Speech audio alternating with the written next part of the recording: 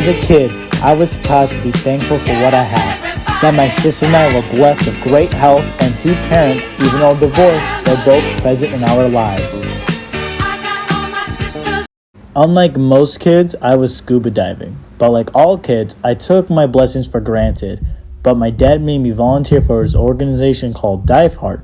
Dive Heart gives supports to everyone with disabilities with scuba diving lessons. My dad would always take my sister and I to give a helping hand to everyone. He decided to show us that some kids aren't as blessed as we are. Our first few times going, he would convince us with some Dunkin' Donuts.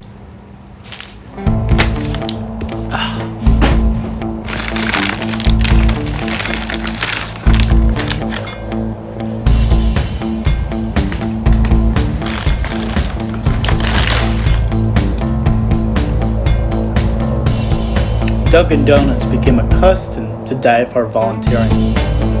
Before our donuts, we had to help move the equipment before the participants arrived. However, I decided to have some donuts before helping. The glazed donuts were my favorite. The way they smelled like freshly cooked bread, the sweet taste running through my mouth was a perfect treat for an 8-year-old me. After the donuts, I realized it would ruin my day. Scuba diving equipment weighs a lot.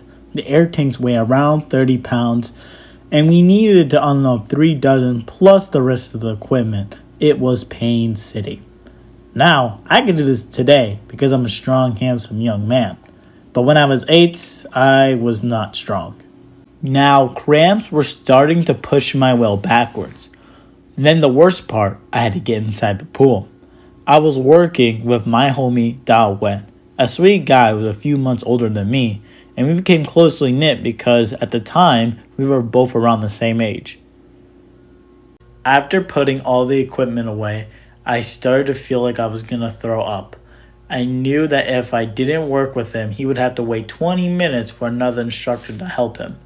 So I went to the pool and did the entire session with him. I told my dad I wasn't feeling good because I had cramps. He told me to get out of my system, then we can both head home. I waited and waited for my stomach to feel better, but the rumbling was constant. I decided just to help move the stuff around for the pool because I would rather throw up around the pool than into the pool. After the day was finished, they passed out the donuts and I decided to take a hard pass. We got to the car and I let out the most majestic burp possible. It was something a grown man would have done. After appreciating my ability, my sister asked me how I felt. I said, "I'm good." And then 2 seconds later, I threw up on the pavement.